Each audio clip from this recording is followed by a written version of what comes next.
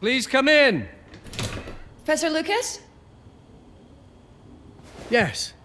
Yes, and you must be Cleo. I'm up here. Please join me. Be right there.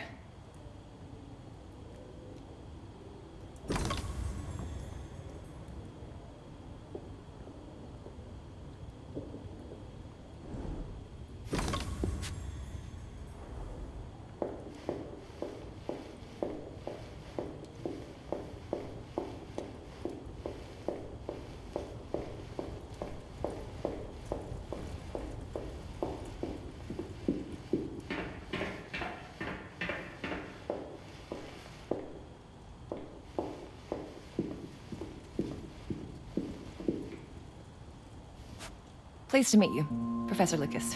The pleasure is mine, Cleo. I'm glad you called. Were you looking for something in particular?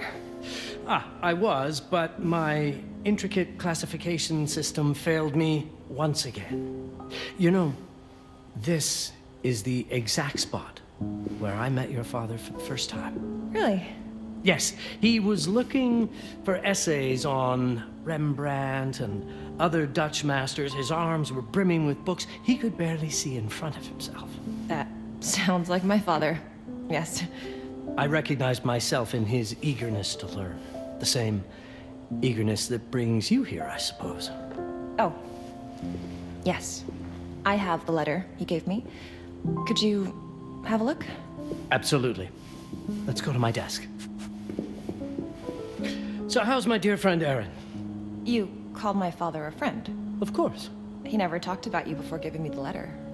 I was devastated when he told me about his condition. I'm sorry, Cleo. He told you?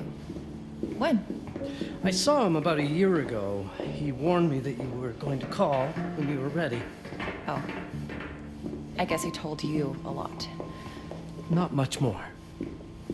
He is a very private person, as you know. Now, let's see that intriguing letter.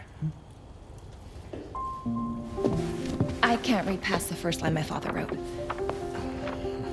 And then there's this last part at the end. Both are in English, but everything else is... I was hoping you could help me. I've never seen anything like this before. The writing seems to be hidden behind some sort of veil, and there's movement in it. It's like something organic. You're absolutely right. I've only seen this once before. I have a 300-year-old manuscript that has the same protective layer, which means that this letter is from the Zandaris tribe. Zandaris? Yes. It's a very ancient tribe. I wonder how your father got this letter. Can you decipher it? I'm afraid I can't. But there is a tome in here on ancient writing that mentions the Zandaris' protected communication. Although finding it may be a bit of a challenge. I think I might have stored it a little too. The library's registry should help.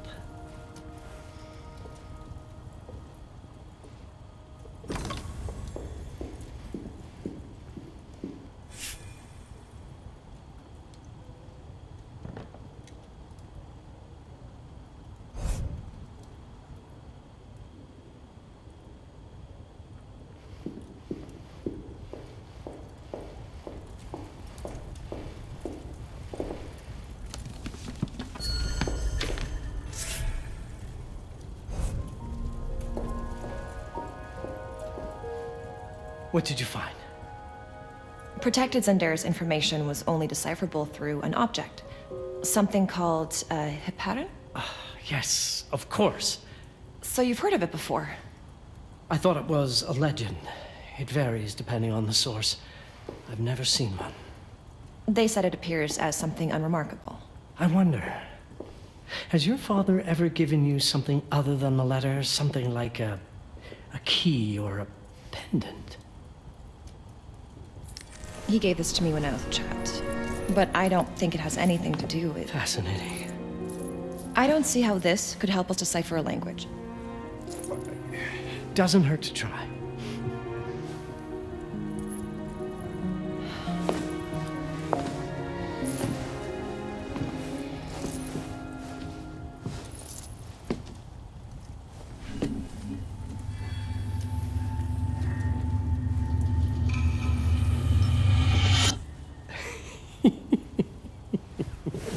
It doesn't work.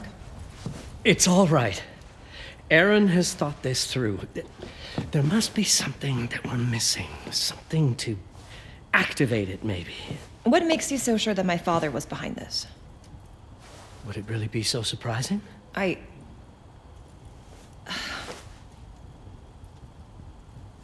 just wish he had told me more before he... I understand, but this is his way to do so. Aaron made sure that we would meet in this very room. He's a brilliant man. None of this is coincidence. Have a look around. See if there's anything that piques your interest. Something only you could notice.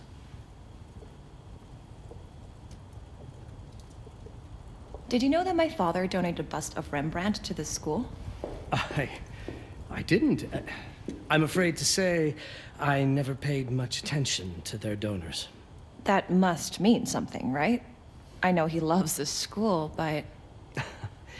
I'd say follow that lead. There's a section in this library dedicated to Rembrandt.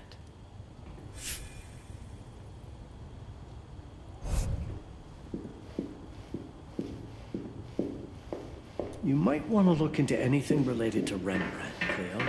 It makes perfect sense if we try to think as your father would.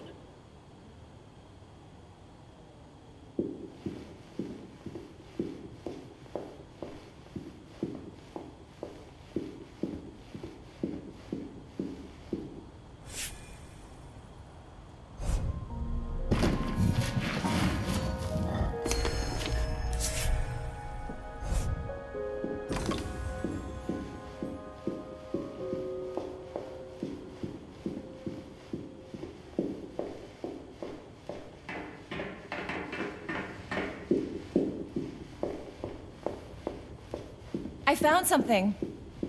Aha. Let's have a look at this together. My father left me a note. Wonderful. I don't understand it, but my name's on it. Let's see. Do you know what these symbols mean? It seems to refer to a special tool. A sacred tool, most probably, and blood from, I think it specifies lifeline. Blood from a lifeline. I remember. From the hand.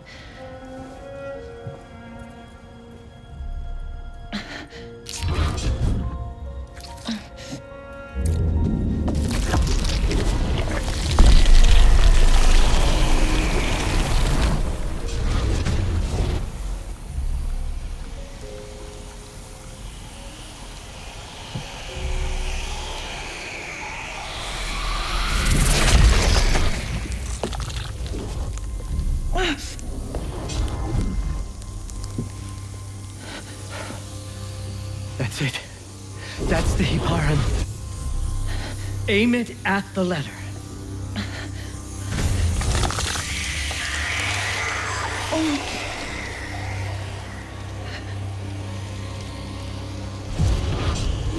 Are you all right? Yes. It's... Cleo, if you're reading this, Papa? it means you're experiencing Nux. It's this dark energy you can feel through your guts. Don't worry. It's yours, Cleo. And you'll become its master.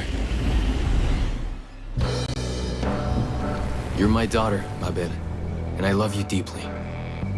I once promised to tell you everything about your mother. This is it, but not the way you were expecting. Take these words as a guide to prepare you for what's coming. It all started on December 30th, 1999. I was with Agnes, my girlfriend at the time. We were in Amsterdam for the year 2000 celebrations, and we had a room in a pretty cool hotel. I thought we were turning the page on a year, a century, a millennium. But it was more than that. We were standing at the beginning of a new cycle. And you, Mabel, would be part of it. Everything starts with Agnes, as far as you and I are concerned, Cleo. But in fact, it's hard to grasp how ancient this story is. Agnes was different. An old soul, yet joyful, always surprised by life. From the very beginning, it felt as though she already knew me. It was awesome.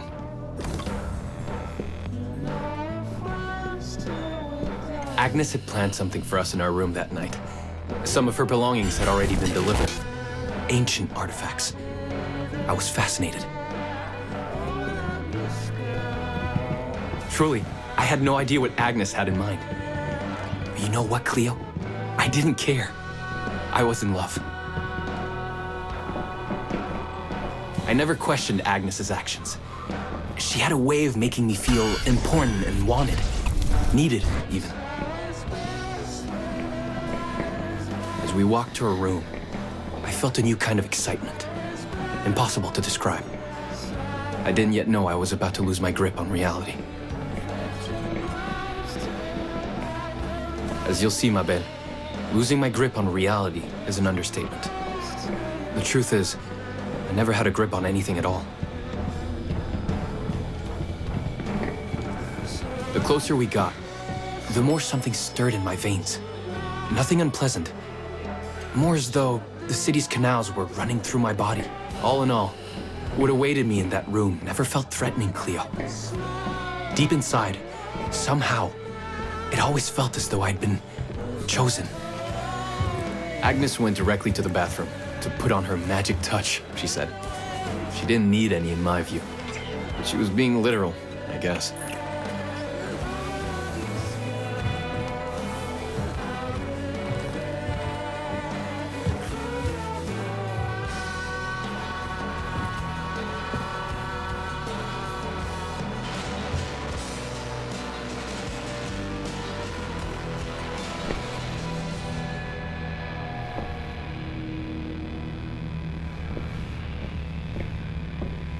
Could you set up my relics the way I told you to?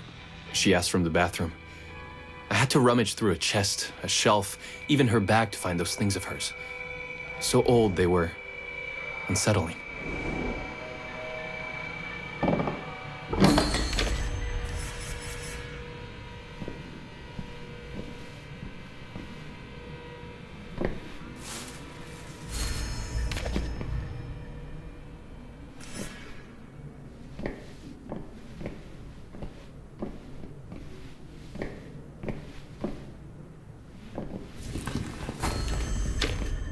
Did all my mirrors get installed? She asked. Yes. They'd been placed around the bed, and the bed had been moved. Even now, I don't know how, or by whom.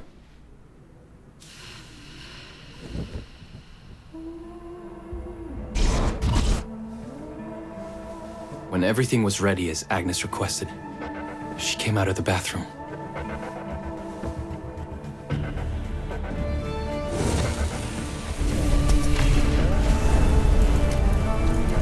She was...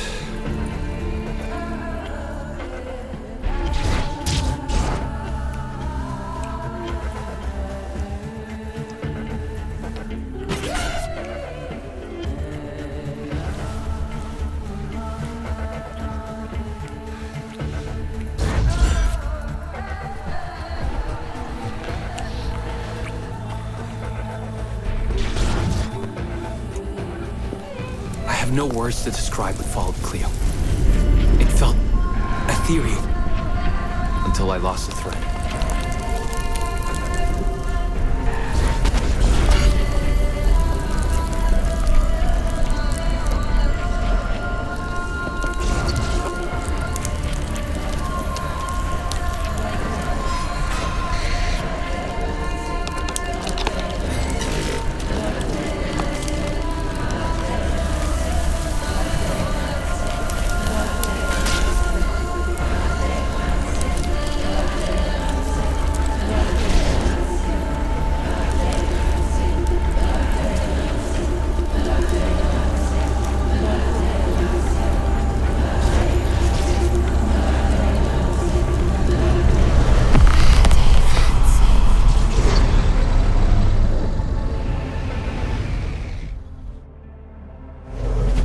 Woke up or something. I'm still not sure. I was a cat, Cleo. Yes, you read that well. I was a cat. The room was like in a nightmare. Agnes was floating, literally. Of course, I thought I was dreaming, but not for long. It was too real somehow. I could feel the fur on my body.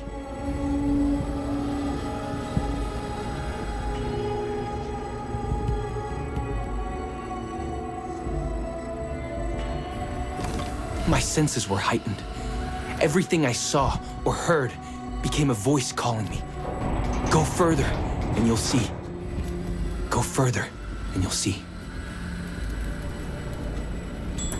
The further I went, the more real my sensations became. Yet the world around me felt increasingly... It was scary, disturbing. But something was definitely calling to me, from what seemed to be the other side.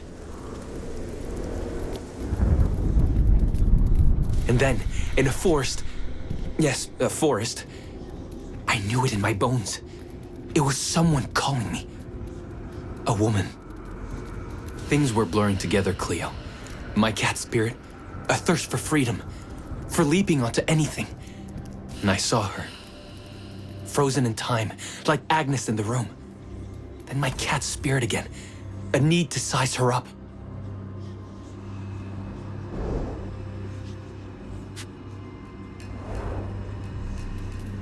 Then it happened. For a brief moment, I became fully feline.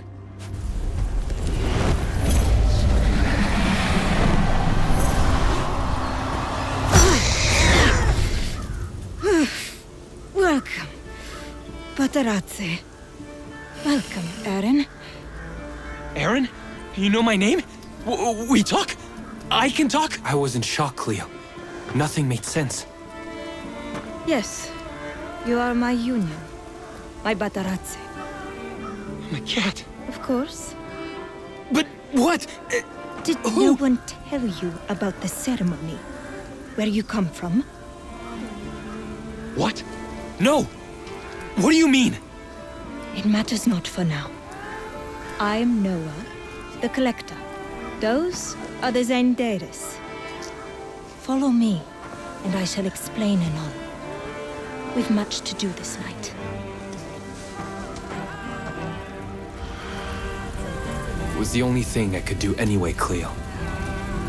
That woman, Noah, she seemed like the only one who could clarify all this.